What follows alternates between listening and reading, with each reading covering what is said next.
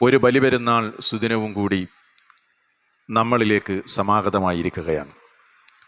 നമുക്കറിയാം, ആഘോഷങ്ങൾ പരസ്പരം സന്തോഷിക്കുവാനും നമ്മുടെ മനസ്സിൻ്റെ അകത്ത് നിന്നുള്ള നീറുന്ന വേദനകൾ, ആ വേദനകളെല്ലാം മറന്ന് മനസ്സിൽ സന്തോഷം നിറക്കാനുള്ള അസുലഭ സന്ദർഭങ്ങളാണ് ഇസ്ലാമിൻ്റെ ആഘോഷങ്ങളെല്ലാം. ഇന്ന് മഹത്തായ ഒരു ദിനത്തിലാണ് നമ്മളുള്ളത്. അല്ലാഹു സുബ്ഹാനഹു വ തആല ഈ ദുനിയാവിലെ തന്നെ ഏറ്റവും ശ്രേഷ്ഠമായ ദിനങ്ങൾ എന്ന് പഠിപ്പിച്ച അവൻ്റെ പ്രവാചകനിലൂടെ ആ ഒരു സന്ദേശം നമുക്ക് കൈമാറിയ ദുൽഹിജ്ജ മാസത്തിലെ ആദ്യത്തെ ദശദിനങ്ങൾ. ആ ദിവസങ്ങളിൽ തന്നെ യൗമുൻ നഹർ, അതായത് ദുൽഹിജ്ജ 10 ബലിദിനം എന്ന പേരിൽ അറിയപ്പെടുന്ന ആ ഒരു മഹനീയമായ ദിനത്തിൽ ഒരുമിച്ചു ചേരാൻ അല്ലാഹു സുബ്ഹാനഹു വ തആല നമുക്ക് അവസരം തന്നിരിക്കുകയാണ്. നമ്മളെല്ലാവരും ഭാഗ്യവാന്മാരാണ്. അതുകൊണ്ട് തന്നെ ഈ മഹത്തായ സുദിനത്തിൽ വിശ്വാസികൾ അറിഞ്ഞിരിക്കേണ്ട വളരെ പ്രധാനമായ ചില കാര്യങ്ങളാണ് ഇന്ന് ഈ സന്ദർഭത്തിൽ നിങ്ങളുമായി പങ്കുവെക്കാൻ ആഗ്രഹിക്കുന്നത്. അതിനു മുമ്പ് ഈ മഹത്തായ പള്ളിയിൽ ഒരുമിച്ചു ചേർന്ന എല്ലാ വിശ്വാസിനികൾക്കും ബലിപെരുന്നാളിൻ്റെ സന്ദേശം കൈമാറുകയാണ്. തഖബ്ബലല്ലാഹു മിന്ന വമിൻകും സ്വാലിഹൽ അഅമാൽ. പ്രിയമുള്ള സഹോദരങ്ങളെ, ബലിപെരുന്നാൾ ഉയർത്തുന്ന മഹത്തായ ഒരു സന്ദേശമുണ്ട്. ആ ഒരു സന്ദേശം ഏറെ പ്രസക്തമായ ഒരു കാലഘട്ടത്തിലാണ് നമ്മൾ ഇന്ന് ജീവിച്ചു കൊണ്ടിരിക്കുന്നത്. അത് നമുക്ക് മനസ്സിലാകണമെങ്കിൽ നമ്മൾ ഇന്ന് ജീവിച്ചു കൊണ്ടിരിക്കുന്ന സാമൂഹികമായ പശ്ചാത്തലവും സാഹചര്യവും ഒന്ന് പരിശോധിച്ചാൽ ബലിപെരുന്നാൾ നൽകുന്ന സന്ദേശത്തിൻ്റെ പ്രസക്തി അത് എത്രമാത്രമുണ്ട് എന്ന് വളരെ വ്യക്തമായും നമുക്ക് മനസ്സിലാക്കാൻ സാധിക്കുമെന്ന കാര്യം ഉറപ്പാണ്. നിങ്ങൾ ആലോചിച്ചു നോക്കൂ, മുസ്ലിം സമൂഹം ഇന്ന് കടുത്ത പ്രതിസന്ധിയിലൂടെ, പരീക്ഷണങ്ങളിലൂടെയാണ് കടന്നുപോയിക്കൊണ്ടിരിക്കുന്നത്. ആ പരീക്ഷണങ്ങളിൽ ഒന്നാമതായി നമ്മളൊന്നും മറക്കാതെ എടുത്തു പറയേണ്ട വിഷയം എന്ന് പറയുന്നത് ഖുദ്സിന്റെ പ്രശ്നം തന്നെയാണ്. കാലങ്ങളായി മുസ്ലിം സമുദായം അനുഭവിച്ചു കൊണ്ടിരിക്കുന്ന ഏറ്റവും വലിയ ഒരു പ്രതിസന്ധിയും പ്രശ്നവുമാണ് ഫലസ്തീൻ പ്രശ്നം, ഖുദ്സിന്റെ പ്രശ്നം. അത് ലോകത്തുള്ള സർവ്വ മുസ്ലിമിന്റെയും ഒരു പ്രശ്നമാണത്. ഇന്ന് അതിന്റെ പാരമ്യതയിൽ എത്തി നിൽക്കുകയാണ്. തുടക്കത്തിലൊക്കെ അവിടെ നിന്ന് നാം കണ്ട വാർത്തകളും കണ്ട ചിത്രങ്ങളും കേട്ട വാർത്തകളും അതേപോലെയുള്ള ന്യൂസുകളുമൊക്കെ നമ്മുടെ മനസ്സുകളെ ഏറെ വേദനിപ്പിക്കുകയും നമ്മുടെ പ്രാർത്ഥനകളിൽ അവരെ നമ്മൾ ഉൾപ്പെടുത്തുകയും ചെയ്തിട്ടുണ്ടായിരുന്നു. പക്ഷേ നിരന്തരമായ വംശഹത്യ തുടർന്നു കൊണ്ടിരിക്കുന്ന ഈ സാഹചര്യത്തിൽ അതേത് ന്യൂസും അങ്ങനെ തന്നെയാണല്ലോ, തുടക്കത്തിലുള്ള അതിൻ്റെ ഗൗരവം പലപ്പോഴും പിന്നീട് നഷ്ടപ്പെടും. മുസ്ലിമീങ്ങളായ നമ്മൾ തന്നെ അതൊക്കെ മറന്നു തുടങ്ങിയിരിക്കുകയാണ്. പക്ഷേ സഹോദരങ്ങളെ, വിഷയങ്ങൾ അങ്ങനെയല്ല. അള്ളാഹു ഏറെ അനുഗ്രഹിച്ച പവിത്രമായ ഒരു നാട്, ഇസ്ലാമിൻ്റെ ആദ്യത്തെ ഒന്നാമത്തെ ഖിബില, മഹാന്മാരായ പ്രവാചകന്മാരുടെ പാദസ്പർശമേറ്റ ഒരു മണ്ണ്. അവിടെ നിന്ന് ഇന്ന് നാം കേൾക്കുന്ന രോദനങ്ങൾ, അവിടെ നിന്ന് നാം കാണുന്ന മാറാത്ത മുറിവുകൾ, ജൂതൻ അവന്റെ വംശഹത്യ തുടർന്നു കൊണ്ടിരിക്കുകയാണ്. വിശ്വാസികളെ, ഈ പള്ളിയിൽ ഒരുമിച്ച് കൂടിയ വിശ്വാസികളോട് ഒന്നാമതായി എനിക്ക് ഓർമ്മപ്പെടുത്താനുള്ളത്, നാം ബലിപെരുന്നാൾ സന്തോഷത്തോടെ നമ്മുടെ കുടുംബത്തിന്റെ കൂടെ ആഘോഷിക്കുമ്പോഴും നമ്മുടെ സഹോദരങ്ങൾ ലോകത്ത് വേദന തിന്ന് കഴിഞ്ഞുകൂടുന്നുണ്ട് എന്ന് നമ്മൾ അറിയുകയും നമ്മുടെ പ്രാർത്ഥനകളിൽ അവർക്ക് ഒരു ഇടമുണ്ടാകുകയും ചെയ്യണമേ എന്ന് ഈ സന്ദർഭത്തിൽ ഓർമ്മപ്പെടുത്തുകയാണ്. നമ്മുടെ സഹോദരങ്ങളുടെ മേൽ അള്ളാഹു ശാന്തി വർഷിപ്പിക്കുമാറാകട്ടെ, അവരുടെ ശത്രുക്കളെ അള്ളാഹു പരാജയപ്പെടുത്തുമാറാകട്ടെ, അവരെ അള്ളാഹു ഈ ഭൂമിയിൽ വെച്ച് തന്നെ നിന്ദിക്കുമാറാകട്ടെ എന്ന് ഈ സന്ദർഭത്തിൽ പ്രാർത്ഥിക്കാൻ നമ്മൾ ആരും മറക്കരുത്. വിശ്വാസികളെ, നോക്കൂ നിങ്ങൾ, നമ്മുടെ മക്കൾ നമുക്ക് നഷ്ടപ്പെട്ടാൽ അതിൻ്റെ വേദന എത്രയായിരിക്കും. നമ്മുടെ പ്രിയപ്പെട്ട കൊച്ചുമകൾ, ചെറിയ മകൾ, ആ മകളുടെ ചേതനയറ്റ ശരീരത്തിന്റെ മുമ്പിൽ നിൽക്കുമ്പോൾ നമ്മുടെ മനസ്സെത്രമാത്രം വേദനിക്കും. വീടുകൾ തകർന്നു വീണ് പ്രിയപ്പെട്ട മക്കളും ഭാര്യയും ഭർത്താവും കുടുംബാംഗങ്ങളും എല്ലാം മരണപ്പെട്ടവരുടെ മുമ്പിൽ നിൽക്കുന്ന കുടുംബത്തിന്റെ വേദനകൾ നമ്മൾ കാണുകയാണ്. മുസ്ലിം സമൂഹം അനുഭവിക്കുന്ന ഏറ്റവും വലിയ പ്രതിസന്ധിയാണത്. അവിടുന്ന് അങ്ങോട്ട് തുടങ്ങി നിങ്ങൾ എണ്ണി നോക്കൂ, നമ്മൾ ജീവിക്കുന്ന കാലഘട്ടത്തിൽ നമ്മൾ അനുഭവിക്കുന്ന പ്രതിസന്ധികൾ. ഇന്ത്യ രാജ്യത്തേക്ക് വരൂ സഹോദരങ്ങളെ. ഇന്ത്യയിലെ ഏറ്റവും വലിയ ന്യൂനപക്ഷമായ മുസ്ലിമീങ്ങൾ അവരിന്ന് അപരവൽക്കരണത്തിന് വിധേയമായി കൊണ്ടിരിക്കുകയാണ്. വർഗീയതയാണ് നമ്മുടെ നാട്ടിൽ ഇന്ന് പ്രചരിപ്പിച്ചുകൊണ്ടിരിക്കുന്നത്. അതിന് ഭരണകൂടം തന്നെ മുന്നിട്ടിറങ്ങുകയാണ്. ഭരണാധികാരി തന്നെ ഒരു സമൂഹത്തെ അപരവൽക്കരിക്കാൻ ഉതകുന്ന നിലക്കുള്ള മെസ്സേജാണ് സമൂഹത്തിന്റെ മുമ്പിൽ നൽകുന്നത്. ഇലക്ഷന് മുമ്പ് നമ്മുടെ നാട് ഭരിച്ചുകൊണ്ടിരിക്കുന്ന ഭരണാധികാരികൾ നൽകിയ പ്രസ്താവനകൾ നിങ്ങൾക്കറിയില്ലേ സഹോദരങ്ങളെ? പെറ്റുകൂട്ടുന്ന സമുദായമാണെന്നും അവര് നിങ്ങളുടെ സമ്പത്താണ് കൊള്ളയടിക്കുന്നതെന്നും ഈ നിലക്കുള്ള വിഭാഗീയതയും വിദ്വേഷവും വർഗീയതയുമാണ് നമ്മുടെ നാട്ടിൽ അനുദിനം പ്രചരിപ്പിക്കുന്നത്. അതിന് എല്ലാവിധ നവമാധ്യമങ്ങളും മീഡിയകളും ഒക്കെ കൂട്ടുനിൽക്കുന്ന വേദനാജനകമായ ഒരു പ്രതിസന്ധിയും നമ്മുടെ മുമ്പിലുണ്ട്. അങ്ങനെയുള്ള ഒരു സാഹചര്യത്തിലാണ് ബലിപെരുന്നാൾ നമ്മിലേക്ക് കടന്നു വരുന്നത്. ബലിപെരുന്നാളിന്റെ സന്ദേശം എന്താണെന്ന് ഈ മേഖലകളിലൊക്കെ നമ്മൾ അറിയേണ്ടതുണ്ട്. ഇനി നമ്മുടെ സാമൂഹ്യ സാഹചര്യത്തിലേക്ക് വരൂ. അവിടെ നമ്മൾ അനുഭവിക്കുന്ന പ്രതിസന്ധികൾ എന്തൊക്കെയാണ്? പണ്ടൊക്കെ ഇസ്ലാമിനെ വിമർശിച്ചിരുന്നത് ഇസ്ലാമിന്റെ പുറത്തു നിന്നാണ്. ഞങ്ങൾ മുസ്ലിമീങ്ങളാണെന്ന് അവരാരും അവകാശപ്പെട്ടിരുന്നില്ല. ഇസ്ലാമിന്റെ ശത്രുക്കളും അതേപോലെ ഇസ്ലാമിന്റെ പുറത്തു നിന്നുകൊണ്ടുമൊക്കെ ഇസ്ലാമിന് എതിരെ വിമർശനങ്ങൾ മുമ്പ് കാലങ്ങളിൽ ഉന്നയിച്ചിട്ടുണ്ടായിരുന്നു. എന്നാൽ ഇന്ന് അങ്ങനെയല്ല, അവസ്ഥകൾ മാറി. മുസ്ലിം സൊസൈറ്റിക്ക് അകത്ത് നിന്ന് തന്നെ, ഉമ്മത്തിന്റെ അകത്ത് നിന്ന് തന്നെ ഇസ്ലാമിന്റെ ആശയങ്ങളെയും വിശ്വാസങ്ങളെയും ആചാരങ്ങളെയും ഒക്കെ കൊഞ്ഞനം കുത്താനും വിമർശിക്കുവാനും പരിഹസിക്കുവാനും പുനരാഖ്യാനം നടത്തുവാനും അതിൻ്റെ ശത്രുക്കൾ ആളുകളെ തയ്യാറാക്കിക്കൊണ്ടിരിക്കുന്ന ദുരന്തപൂർണമായ ഒരു കാലഘട്ടത്തിലാണ് നമ്മളിലേക്ക് ബലിപെരുന്നാൾ കടന്നു വരുന്നത്. ഉദാഹരണം പറയുമ്പോൾ നിങ്ങൾക്ക് മനസ്സിലാകും. മാസങ്ങൾക്ക് മുമ്പ് കേരളത്തിൽ നിന്നൊരു സ്ത്രീയുടെ സംസാരം ഒരു മീഡിയയിലൂടെ ഞാൻ ശ്രവിക്കുകയുണ്ടായി. ഒരു ചാനൽ ചർച്ചയാണ്. മുസ്ലിം നാമധാരിയാണ്. അവര് പറയുന്നത് എന്താണെന്നറിയുമോ? മുസ്ലിം സ്ത്രീകൾ അവരുടെ തലയിൽ തട്ടമിടണമെന്ന് ഇസ്ലാമിൽ എവിടെയാണ്? ഖുർആനിൽ എവിടെയാണ്? ഖുർആനിൽ അങ്ങനെ ഒരു ആയത്തേ ഇല്ല. പ്രമാണങ്ങളിലോ അതല്ലെങ്കിൽ ഇസ്ലാമിന്റെ മറ്റു പ്രമാണങ്ങളിലോ അങ്ങനെയില്ല. അതുകൊണ്ട് അതൊക്കെ അനിസ്ലാമികമായ കാര്യങ്ങളാണ്, പുരോഹിതന്മാർ പടച്ചുണ്ടാക്കിയതാണെന്ന് പറഞ്ഞ് ഞങ്ങൾ പറയുന്നതാണ് യഥാർത്ഥ ഇസ്ലാമിന്റെ ആശയം എന്ന് പറഞ്ഞുകൊണ്ട് അകത്ത് നിന്ന് തന്നെ ഈ മഹിതമായ ആശയത്തെ വിമർശിക്കാൻ ആളുകൾ തയ്യാറായിക്കൊണ്ടിരിക്കുന്ന ദുരന്തപൂർണമായ കാലമാണ്. അതിനെതിരെ ആരെങ്കിലും സംസാരിച്ചാലോ അവൻ മതമൗലികവാദിയാണ്, അവൻ ഈ കാലഘട്ടത്തിൽ ഒന്നിനും കൊള്ളാത്തവനാണ്. എത്രയെത്ര ഉദാഹരണങ്ങൾ! ഏകദൈവ വിശ്വാസിയായ ഒരു മുസ്ലിം ഇതര ദൈവങ്ങൾക്ക് മുമ്പിൽ കാണിക്ക സമർപ്പിക്കുകയും ഇതര ദൈവങ്ങൾക്ക് മുമ്പിൽ പൂജയർപ്പിക്കുകയും അതല്ലെങ്കിൽ അവയെ വണങ്ങുകയും പരസ്യമായി അത് ചെയ്യുകയാണ്. എന്തിന്റെ പേരിലാണ് ചെയ്യുന്നത്? മതസൗഹാർദ്ദത്തിന്റെ പേരിൽ. അത് മതലയനമാണ് പലപ്പോഴും നടക്കുന്നത്.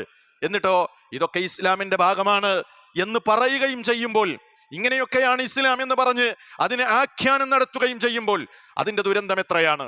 എത്രയെത്ര ഉദാഹരണങ്ങൾ നിങ്ങൾക്ക് വേണം, ഞാൻ നീട്ടി പറയുന്നില്ല. ഇസ്ലാം വിവാഹത്തെ പ്രോത്സാഹിപ്പിച്ച മതമാണ്. പക്ഷേ ഇസ്ലാമിലെ വിവാഹം എന്ന് പറയുന്നത് സ്ത്രീയും പുരുഷനുമാണ്.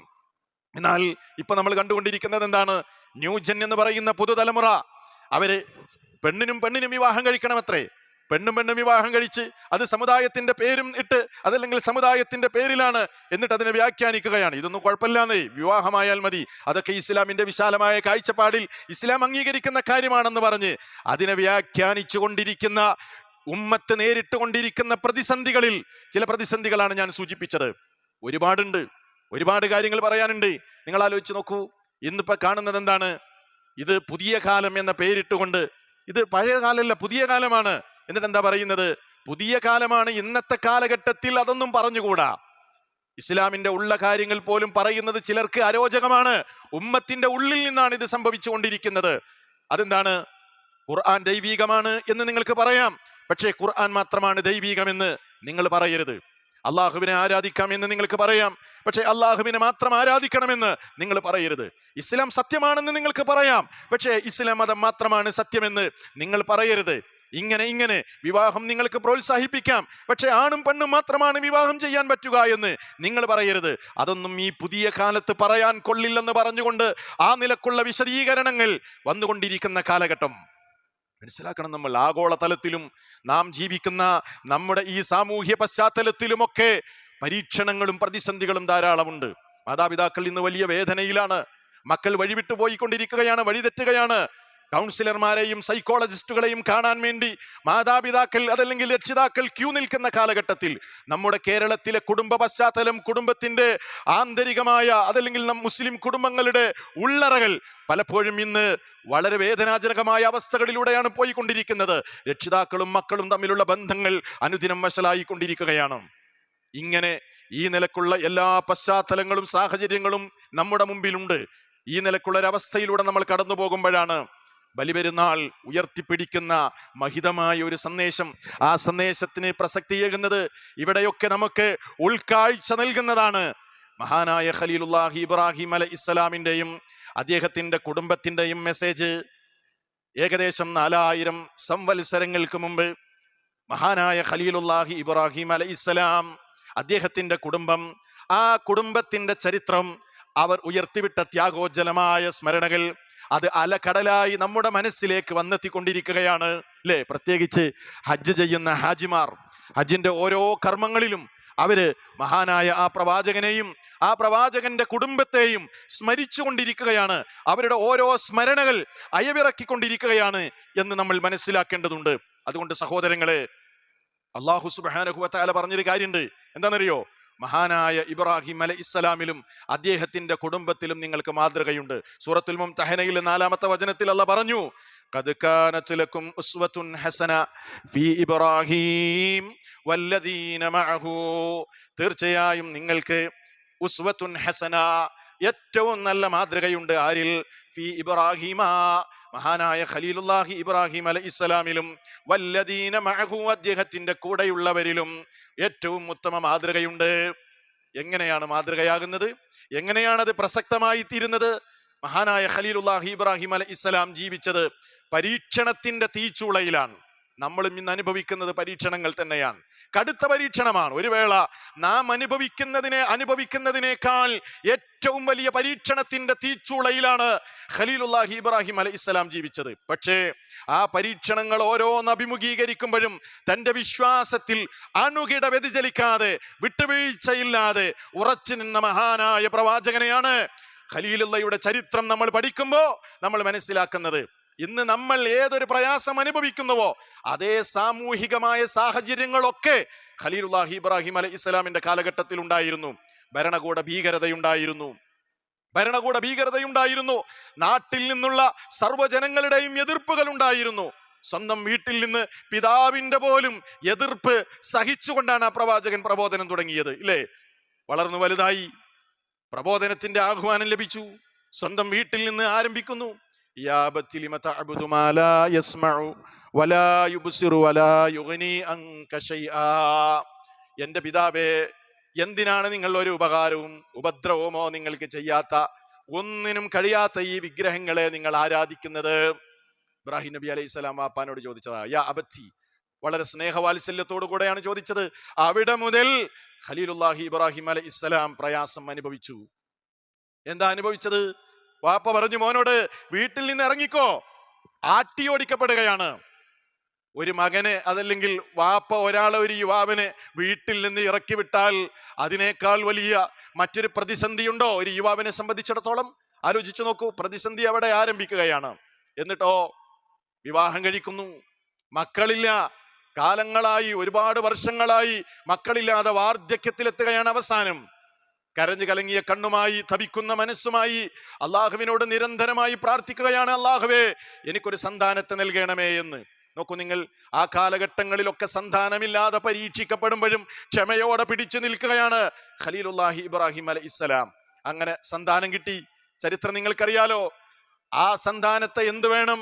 തന്റെ ഭാര്യയെയും അതേപോലെ ഇസ്മായിൽ എന്ന പിഞ്ചു പൈതലിനെയും ഇന്നത്തേതുപോലെ നാഗരികമായോ പട്ടണങ്ങളോ മറ്റൊന്നുമില്ലാത്ത വിജനമായ മരുഭൂമിയിൽ ആൾപ്പാർപ്പില്ലാത്ത, കൃഷിയില്ലാത്ത, ജനവാസമില്ലാത്ത, ഒന്നുമില്ലാത്ത ആ ചുട്ടുപൊള്ളുന്ന മരുഭൂമിയിൽ കൊണ്ടുപോയി താമസിപ്പിക്കണമെന്ന് പറയുമ്പോ ആ കൽപ്പന ശിരസാ വഹിക്കേണ്ടി വരികയാണ്.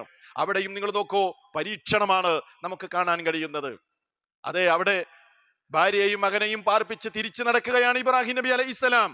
പിന്നീട് ഒരനുവാദം കിട്ടുമ്പോൾ വീണ്ടും മക്കയിലേക്ക് തന്നെ മടങ്ങി വരുന്നു. അപ്പോൾ അള്ളാഹു കൊടുക്കുന്ന അടുത്ത കൽപ്പന എന്താണ്? തന്റെ കൂടെ നടക്കാൻ പ്രായമായ തന്റെ പൊന്നുമോനെ ബലി നൽകണമെന്നാണ് കൽപ്പന. കടുത്ത പരീക്ഷണമല്ലേ? ചിന്തിച്ചു നോക്കൂ. അതിനും തയ്യാറാകുകയാണ്. പിന്നീട് സമൂഹത്തിലേക്ക് ഇറങ്ങാൻ ഒരുങ്ങുമ്പോ അതാ ഭരണകൂട ഭീകരത, ആ നാട് ഭരിക്കുന്ന ഭരണാധികാരിയുടെ ഭാഗത്ത് നിന്ന് തന്നെ ശക്തമായ എതിർപ്പുണ്ടാകുകയാണ്. ഭരണാധികാരി അങ്ങനെയാണെങ്കിൽ നാട്ടിലെ ജനങ്ങളെങ്കിലും തനിക്ക് സപ്പോർട്ടാണെങ്കിൽ അത് സമാധാനമായിരുന്നു. പക്ഷേ ആ നാട്ടിലെ മുഴുവൻ ജനങ്ങളും ഇബ്രാഹിം എന്ന യുവാവിനെതിരാണ്. അദ്ദേഹത്തെ എങ്ങനെയെങ്കിലും ചതിയിൽപ്പെടുത്താനുള്ള ശ്രമത്തിലാണ്. അങ്ങനെ തീക്കുണ്ടാരത്തിലേക്ക് വലിച്ചെറിയപ്പെട്ടു. ഇങ്ങനെ പരീക്ഷണങ്ങളിലൂടെയാണ് മഹാനായ ഖലീലുല്ലാഹി ഇബ്രാഹിം അലൈഹിസ്സലാം സഞ്ചരിക്കുന്നത്. ആലോചിച്ച് നോക്കൂ, നാം അനുഭവിക്കുന്ന അതേ സാഹചര്യം തന്നെയാണ് അവിടെ. ഇവിടെയൊക്കെ പലപ്പോഴും നമ്മൾ കേൾക്കുന്നത് എന്താ? ജീവിതത്തിൽ ഒരു പരീക്ഷണമോ ബുദ്ധിമുട്ടോ നേരിടുമ്പോ ചില ആളുകളൊക്കെ പറയും, എങ്ങനെ പിടിച്ചു നിൽക്കുക, അല്ല എന്താണ് എന്നെ കൈവിട്ടത്, ഒരല്ലയുണ്ടെങ്കിൽ അള്ളാഹു എന്നെ സഹായിക്കേണ്ടതല്ലേ എന്ന് പറഞ്ഞുകൊണ്ട് ദൈവനിഷേധത്തിലേക്ക് കടന്നു പോകുന്ന ആളുകളെ നമുക്ക് കാണാം. ഇബ്രാഹിം നബി അലൈഹി ഇസ്ലാമിന്റെ മുമ്പിൽ ഒരു ദൈവനിഷേധിയാകാനുള്ള എല്ലാ വഴികളും ഉണ്ടായിരുന്നു. എന്നിട്ട് എന്താണ് ചെയ്തത്? ഇത് ഖാല ലഹു റബ്ബുഹു അസ്ലിം ഖാല അസ്ലംതു ലിറബ്ബിൽ ആലമീൻ. അള്ളാഹു ഇബ്രാഹിം നബി അലൈഹി ഇസ്ലാമിനോട് പറഞ്ഞു, ഇബ്രാഹിമേ, നീ സമർപ്പിക്കുക, അള്ളാഹുവിന് വേണ്ടി നീ സമർപ്പിക്കേ. അപ്പോഴെന്താ അദ്ദേഹം പറഞ്ഞത്? ഖാല അസ്ലംതു ലിറബ്ബിൽ ആലമീൻ, ലോകരക്ഷിതാവായ അള്ളാഹുവിന് ഞാനിതാ എന്റെ ജീവിതം സമർപ്പിച്ചിരിക്കുകയാണ്. നോക്കൂ നിങ്ങൾ, ഇവിടെ നിങ്ങൾ ഓരോ രംഗങ്ങളും എടുത്തു നോക്കൂ. ഇബ്രാഹിം നബി അലൈഹി ഇസ്ലാമിന്റെ ജീവിതത്തിൽ നമുക്ക് ഉൾക്കാഴ്ച നൽകുന്ന സന്ദേശം കാണാം. ഇന്ന് നമ്മൾ അനുഭവിക്കുന്നത് എന്താണ്? ഭരണകൂട ഭീകരതയാണ്. അതേപോലെ അധികാരത്തിന്റെ ചെങ്കോലുകൾ ഉപയോഗിച്ചുകൊണ്ട് വിശ്വാസികളെ അടിച്ചമർത്തുകയും പീഡിപ്പിക്കുകയും വംശഹത്യ നടത്തുകയും ചെയ്തുകൊണ്ടിരിക്കുമ്പോൾ ഖലീലുല്ലാഹി ഇബ്രാഹിം അലൈഹിസ്സലാം പിടിച്ചു നിന്നത് എങ്ങനെയാണ്? ഹസ്ബുനല്ലാഹ് വ നിഅമൽ വക്കീൽ, അതല്ലെങ്കിൽ ഹസ്ബി അല്ലാഹ് വ നിഅമൽ വക്കീൽ, എനിക്കെന്റെ റബ്ബ് മതി, അവൻ ഭരമേൽപ്പിക്കാൻ എത്ര നല്ലവനാണ്. ആ വാക്യം ഉച്ചരിച്ചപ്പോൾ ഖലീലുല്ലാഹി ഇബ്രാഹിം അലൈഹിസ്സലാമിന് അള്ളാഹുവിന്റെ സഹായം ഉണ്ടാകുന്നതാണ് നമ്മൾ കാണുന്നത്. എന്താണ് ആ മെസ്സേജ് നമുക്ക് നൽകുന്നത്? ആർക്കൊക്കെ ഭരണം കിട്ടിയാലും ആ ഭരണം കൊണ്ട് വിശ്വാസികളെ അടിച്ചമർത്താൻ അവർ ഉപയോഗിച്ചാലും, അവരുടെ ചെങ്കോല് കൊണ്ട് വിശ്വാസികളെ ഉപദ്രവിക്കാൻ അവർ എത്ര തന്നെ ശ്രമിച്ചാലും അവസാനം ഏറ്റവും നല്ല പര്യവസാനം വിശ്വാസികൾക്കായിരിക്കുമെന്ന ശുഭവിശ്വാസമാണ്. ഏറ്റവും നല്ല പാഠമാണ് ഇബ്രാഹിം നബി അലൈഹി ഇസ്ലാമിന്റെയും അദ്ദേഹത്തിന്റെ കുടുംബത്തിന്റെയും അതേപോലെ തന്നെ മറ്റുള്ള പ്രവാചകന്മാരുടെയും ഒക്കെ ചരിത്രം നമ്മൾ കൃത്യമായി എടുത്ത് പരിശോധിച്ചാൽ നമുക്ക് മനസ്സിലാക്കാൻ കഴിയുന്ന കാര്യം അതാണ്. അന്തിമമായ വിജയം വിശ്വാസികൾക്കായിരിക്കും. അതാണ് അവിടെ നമ്മൾ കണ്ടത്.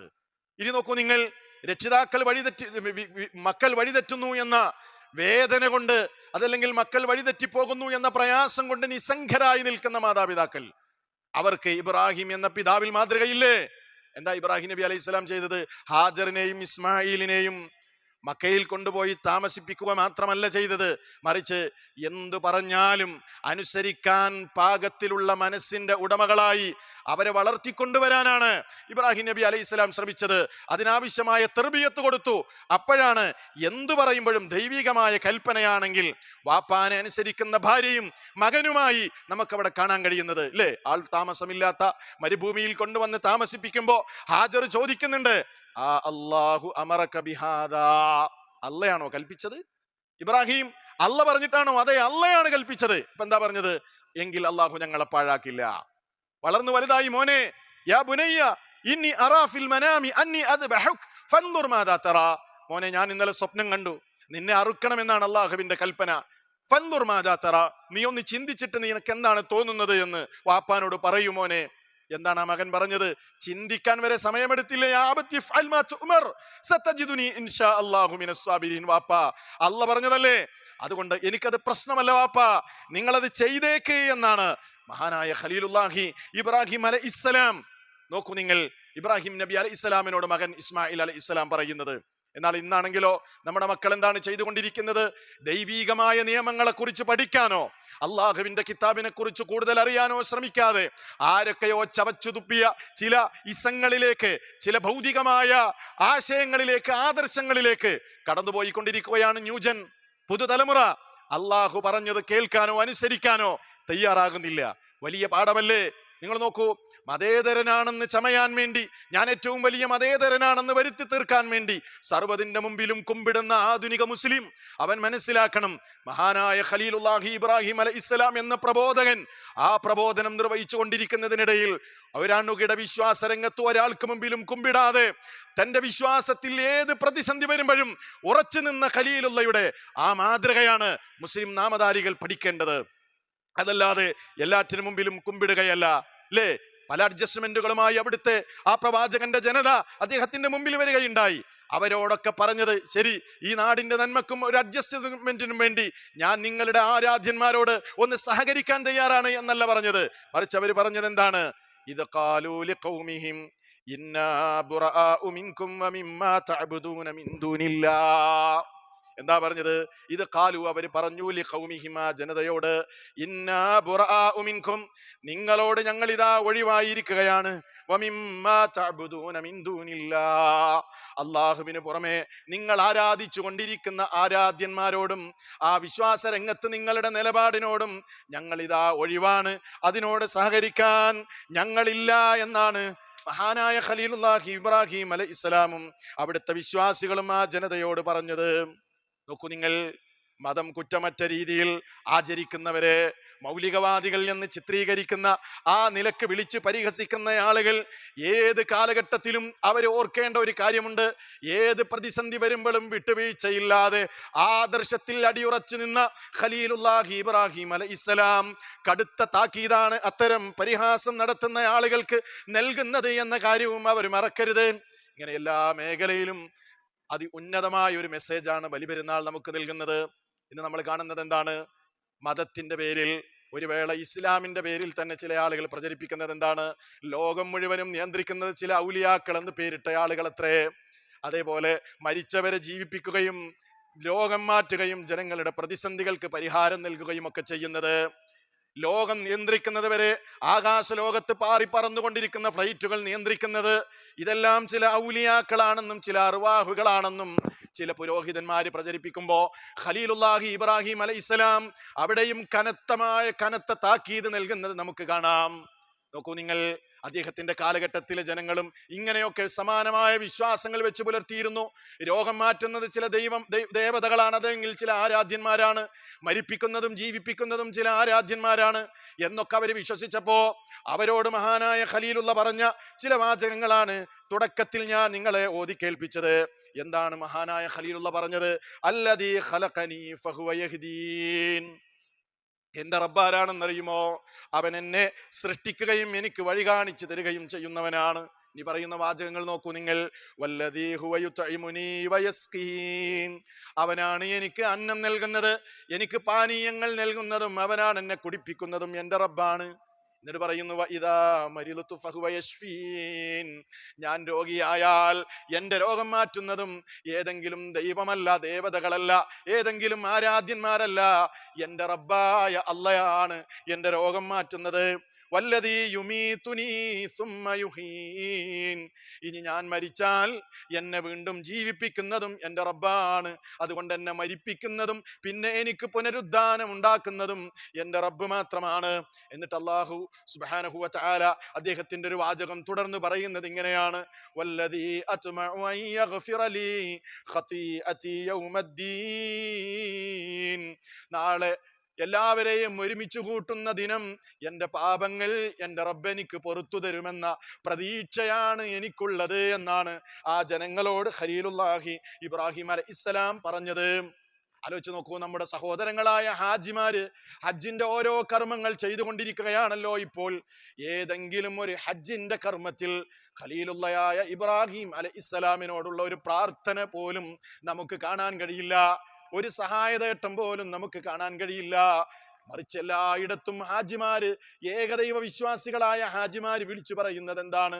ലബ്ബൈക് അല്ലാഹുമ്മ ലബ്ബൈക് ലബ്ബൈക ലാ ശരീക ലക ലബ്ബൈക് ഇന്നൽ ഹംദ വന്നിഅമത ലക വൽ മുൽക ലാ ശരീക ലക. അല്ലാഹുവേ, ഇതാ ലക്ഷോപലക്ഷം വിശ്വാസികളിൽ എന്റെ സാന്നിധ്യം ഞാൻ വിളിച്ചറിയിക്കുകയാണ്. നീ അല്ലാതെ ഒരാരാധ്യനില്ല, നിനക്ക് പങ്കുകാരില്ല. ഇതാണ് ഹാജിമാര് പറയുന്നത്. അപ്പൊ ഈ ഒരു മഹനീയമായ ആശയമാണ് ഖലീലുല്ലാഹി ഇബ്രാഹിം അലൈഹിസ്സലാമിന്റെ ജീവിതത്തിൽ നമ്മൾ കാണുന്നത്. ആ ആശയമാണ് ഈദിന്റെ സുദിനത്തിൽ നമ്മൾ ഉറക്കെ വിളിച്ചു പറയുന്നത്. അല്ലാഹു അക്ബർ അല്ലാഹു അക്ബർ അല്ലാഹു അക്ബർ ലാ ഇലാഹ ഇല്ലല്ലാഹു അല്ലാഹു അക്ബർ അല്ലാഹു അക്ബർ വലില്ലാഹിൽ ഹംദ്. ഇതങ്ങ് ഉയർത്തിപ്പിടിച്ചപ്പോഴാണ് എല്ലാ പ്രതിസന്ധികളിലും ഖലീലുല്ലാഹി ഇബ്രാഹിം അലൈഹിസ്സലാമിന്, നോക്കൂ നിങ്ങൾ, ധൈര്യമായി നിലകൊള്ളാൻ കഴിഞ്ഞത്. അതാണ് തൗഹീദിന്റെ പ്രധാനം, തൗഹീദിന്റെ പ്രസക്തി അതാണ്. അതുകൊണ്ട് വിശ്വാസികളെ, ഞാൻ അവസാനിപ്പിക്കുകയാണ്. അവസാനമായി എനിക്ക് നിങ്ങളോട് സൂചിപ്പിക്കാനുള്ളത്, നമ്മൾ ഇന്ന് സമൂഹത്തിൽ അനുഭവിച്ചു കൊണ്ടിരിക്കുന്ന വ്യക്തിപരമായ പ്രശ്നങ്ങളാകട്ടെ, അതല്ല സാമൂഹ്യമായ പ്രശ്നങ്ങളാകട്ടെ, മുസ്ലിം ഉമ്മത്തിന്റെ മൊത്തം പ്രശ്നങ്ങളാകട്ടെ, അവിടെയെല്ലാം നമുക്ക് സമാധാനത്തോടുകൂടെ പിടിച്ചു നിൽക്കാൻ സാധിക്കണോ? തൗഹീദ് അനിവാര്യമാണ്. ലാ ഇലാഹ ഇല്ലല്ലാഹ് അനിവാര്യമാണ്. ലാ ഇലാഹ ഇല്ലല്ലാഹ് ശരിയായ നിലക്ക് മനസ്സിലാക്കി അള്ളാഹുവിന്റെ വഹ്ദാനിയത്തെ അംഗീകരിക്കലാണ്. അത് അംഗീകരിച്ച ആ ലാ ഇലാഹ ഇല്ലല്ലാഹയുടെ ഉൾക്കൊണ്ട വ്യക്തിയെ സംബന്ധിച്ചിടത്തോളം അയാളുടെ ജീവിതത്തിൽ അയാൾക്ക് അമ്നുണ്ടാകുമെന്ന് മാത്രമല്ല തുമഇനീനത്തുണ്ടാകുമെന്നാണ് മഹാന്മാരായ ഉലമാക്കൾ പഠിപ്പിച്ചത്. ലാ ഇലാഹ ഇല്ലല്ലാഹ് നൽകുന്ന ഒരു നിർഭയത്വമുണ്ട് അയാൾക്ക്. പിന്നെ അയാളുടെ റിസ്കിന്റെ പേരിൽ എന്റെ ഉപജീവനം ആശങ്ക ഉണ്ടാവില്ല, എന്റെ കുടുംബം ആശങ്കയുണ്ടാവില്ല, എന്റെ നഫ്സിന്റെ കാര്യം ആശങ്കയുണ്ടാവില്ല. റിസ്കിലും നഫ്സിലും അഹ്ലിലും അയാൾ നിർഭയമുള്ളവനായിരിക്കും. അതാണ് അല്ലാഹു സുബ്ഹാനഹു വ തആല പറഞ്ഞത് സൂറത്തുൽ അൻആമിലെ 82-ാമത്തെ ആയത്ത് നിങ്ങൾ കുറിച്ചു വെച്ചു. അല്ലാഹ് പറഞ്ഞത് അതാണ്, അല്ലദീന ആമനു വലം യൽബിസു ഈമാനഹും ബിളുൽമിൻ ഉലൈക ലഹുമുൽ അംനു വഹും മുഹ്തദൂൻ. അതേ, വിശ്വസിക്കുകയും വിശ്വാസത്തിൽ ശിർക്ക് കലർത്താതിരിക്കുകയും ചെയ്തവരാരാണോ ഉലൈക ലഹുമുൽ അംനു, അവർക്കാണ് നിർഭയത്വമുള്ളത്. വഹും മുഹ്തദൂൻ, അവരാണ് സന്മാർഗത്തിൽ അകപ്പെട്ട സത്യവിശ്വാസികൾ, അവരാണ്. അപ്പൊ അമ്ന് വേണോ? നിർഭയത്വം വേണോ?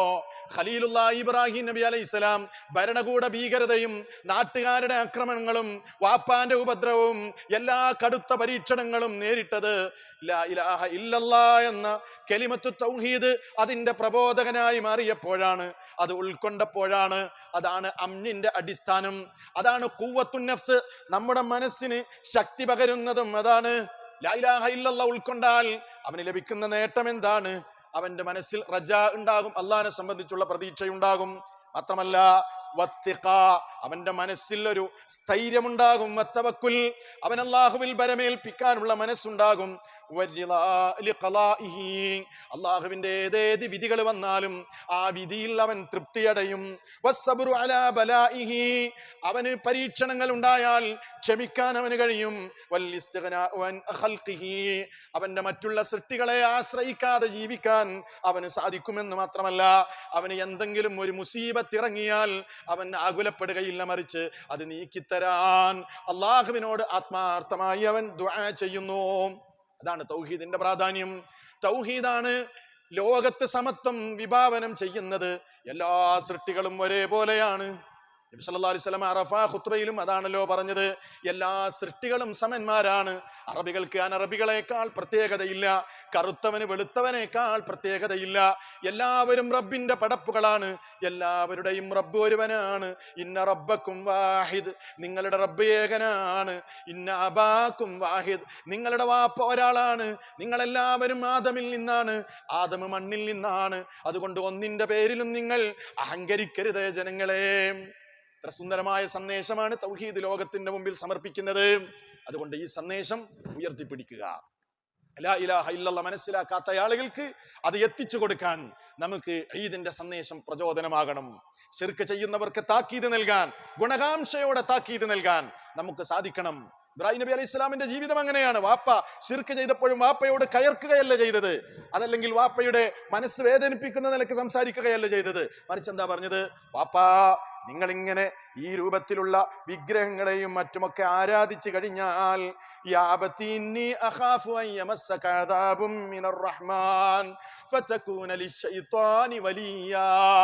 പാപ്പാനോട് പറയുന്നത് എങ്ങനെയാണ്? എന്റെ ഉപ്പാ, പൊന്നുപ്പാ, ഇന്നി അഖാഫു അൻ യമസ്സക അദാബും മിനർ റഹ്മാൻ, നിങ്ങളിങ്ങനെ ശിർക്ക് ചെയ്ത് മരണപ്പെട്ടു പോയാൽ പരമകാരുണ്യകന്റെ അദാബ് നിങ്ങളെ പിടികൂടുന്നത് ഞാൻ ഭയപ്പെടുന്നു വാപ്പാ. ഫതകൂന ലിശ്ശൈത്വാനി വലിയാ, അങ്ങനെ നിങ്ങൾ ശൈത്വാന്റെ ഉറ്റ ബന്ധുവായി മാറും വാപ്പാ. അതുകൊണ്ട് ഈ പണി നിങ്ങൾ അവസാനിപ്പിക്കണേ. അത് പറയാൻ നമുക്ക് കഴിയണം. നമ്മളൊക്കെ ഇബ്രാഹീമുകളായി മാറണം. നമ്മളൊക്കെ നമ്മുടെ കഴിവിന്റെ പരമാവധി ആശയത്തിന്റെ പ്രചാരകരാകണം. ലാ ഇലാഹ ഇല്ലല്ലാഹയുടെ പ്രബോധകരാകണം. നമുക്ക് പറ്റുന്ന എല്ലാ അവസരങ്ങളും നമ്മൾ ഉപയോഗപ്പെടുത്തണം. എന്നിട്ട് ലാ ഇലാഹ ഇല്ലല്ലാഹ് നമ്മുടെ കുടുംബത്തിലും സമൂഹത്തിലും പുലർന്നു കാണുമ്പോഴാണ് നമുക്ക് എല്ലാ നിലക്കും ദൈവീകമായ സഹായം ഉണ്ടാകുന്നത്. അതല്ലേ സഹോദരങ്ങളെ? നിങ്ങൾ നോക്കൂ, ഫിലസ്തീനിൽ അവിടെയുള്ള മുസ്ലിമീങ്ങൾ അനുഭവിച്ചു കൊണ്ടിരിക്കുന്ന പ്രശ്നങ്ങൾ, അവരനുഭവിക്കുന്ന വേദനകൾ, അവിടെയും അവരുടെ ഈമാൻ തകരാതെ നോക്കൂ നിങ്ങൾ. തകർന്നു വീണ വീടിന്റെ മുമ്പിൽ നിന്നുകൊണ്ട് 5ഉം 6ഉം വയസ്സ് പ്രായമായ കുട്ടികളുടെ ചേതനയറ്റ ശരീരത്തിന്റെ മുമ്പിൽ നിന്നുകൊണ്ട് ഒരു ഉമ്മ പറയുന്നത് എന്താണ്? അലല്ലാഹി തവക്കൽനാ, ഞങ്ങൾ അല്ലാഹുവിൽ ഇതാ പരമേൽപ്പിച്ചിരിക്കുന്നു, ഞങ്ങളുടെ കൂടെ റബ്ബുണ്ട് എന്ന് പറയാൻ അവർക്ക് സാധിക്കുന്നത് എങ്ങനെയാണ്?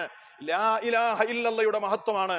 ഏത് ഭരണകൂടമാണെങ്കിലും രാജ്യത്തുള്ള മുഴുവൻ ആളുകളും നമുക്കെതിരെ തിരിഞ്ഞാലും, അവിടെ ലോകത്തുള്ള സർവ്വ മനുഷ്യരും അസ്വസ്ഥരാകുമ്പോഴും, അവരുടെ ഹൃദയങ്ങൾ പിടക്കുമ്പോഴും, വിശ്വാസിയാണെങ്കിൽ അവന് അസ്വസ്ഥതയുണ്ടാവില്ല. അവൻ അമ്നോടെ അല്ലാഹുവിൽ തവക്കുൽ ചെയ്തുകൊണ്ട് പിടിച്ചു നിൽക്കാൻ അവന് സാധിക്കുമെന്നത് തന്നെയാണ് തൗഹീദിന്റെ പ്രത്യേകത എന്നുകൂടെ നമ്മൾ മനസ്സിലാക്കണമെന്ന് വിശ്വാസികളെ നിങ്ങളെ പ്രത്യേകമായി ഓർമ്മപ്പെടുത്തുകയാണ്. ഇന്ന് നമ്മുടെ ആഘോഷത്തിന്റെ ദിനമാണ്. ആഘോഷം എന്ന് പറഞ്ഞാൽ നമുക്കറിയാം, സന്തോഷം കളിയാടുന്ന ദിനമാണ്. അയ്യാമുത്ത ശരീഖ്, അഖിലിന്റെയും ഷുറുബിന്റെയും ദിനമാണ്. നബി സല്ലല്ലാഹു അലൈഹി വസല്ലമ പറഞ്ഞു, അയ്യാമുത്ത ശരീഖ്, ദുൽഹിജ്ജ 10, 11, 12, 13 ദിവസങ്ങൾ നിങ്ങൾക്ക് ഭക്ഷിക്കാനും കുടിക്കാനുമുള്ള സന്തോഷിക്കാനുള്ള ദിനങ്ങളാണ്. ആ സന്തോഷം യാഥാർത്ഥ്യമാകുന്നത് സഹോദരങ്ങളെ നമ്മുടെ ബന്ധങ്ങൾ കൂടി വിളക്കി ചേർക്കുമ്പോഴാണ്. ഇന്ന് ബന്ധങ്ങൾക്ക് വില കൽപ്പിക്കാത്ത ലോകത്താണ് നമ്മൾ ജീവിക്കുന്നത്. എല്ലാവരും ബന്ധം പുലർത്തിക്കൊണ്ടിരിക്കുന്നത് തനിക്കെന്തെങ്കിലുമൊക്കെ കാര്യലാഭമുണ്ടെങ്കിൽ അവരോട് നല്ല ബന്ധം. ഇന്ന് അതാണ് സമൂഹത്തിന്റെ അവസ്ഥ. എനിക്ക് അവനിൽ നിന്ന് എന്ത് കിട്ടും? പ്രത്യുപകാരം പ്രതീക്ഷിച്ചുകൊണ്ടുള്ള വിളക്കിച്ചേർക്കലുകളുടെ ലോകത്ത് ബന്ധങ്ങൾക്ക് വില കൽപ്പിക്കാനാവാതെ തന്റെ സഹോദരനെ കണ്ടാൽ ഒന്ന് പുഞ്ചിരിക്കാൻ പോലും കഴിയാത്ത മനസ്സിന്റെ ഉടമകളായി, ആ നിലക്കുള്ള കുടുസായ മനസ്സിന്റെ ആളുകളായി മാറുന്ന ഈ കാലഘട്ടത്തിൽ എല്ലാം മറന്നുകൊണ്ട് ഈദിന്റെ സന്ദേശം കൈമാറാനും, നമ്മളുമായി പിണങ്ങി നിൽക്കുന്നവരോട് ആ ബന്ധം വിളക്കി ചേർക്കുവാനും, കുടുംബ ബന്ധങ്ങൾ സന്ദർശിക്കുവാനും, സഹോദരങ്ങളെയും സുഹൃത്തുക്കളെയും അയൽവാസികളെയും ഒക്കെ സന്ദർശിച്ച് സാഹോദര്യ ബന്ധം പുതുക്കുവാനും ഇന്നത്തെ ദിവസം നമുക്ക് പ്രചോദനമാകട്ടെ. അതേപോലെ അനിസ്ലാമികമായ സംഗതികളിൽ നിന്ന് വിട്ടുനിന്നുകൊണ്ട് ആരാധനാ സമ്മിശ്രമായ നിലക്ക് റബ്ബിനെ സമർപ്പിച്ചുകൊണ്ട് നമ്മുടെ ആഘോഷത്തെ മുന്നോട്ട് കൊണ്ടുപോകാൻ നമ്മൾ എല്ലാവരും ശ്രദ്ധിക്കണമെന്നുകൂടി ഈ സന്ദർഭത്തിൽ ഓർമ്മപ്പെടുത്തുകയാണ്. അല്ലാഹു സുബ്ഹാനഹു വ തആല നമ്മുടെ സർവ്വ കർമ്മങ്ങളും നമ്മളിൽ നിന്ന് കബൂൽ ചെയ്യുമാറാകട്ടെ.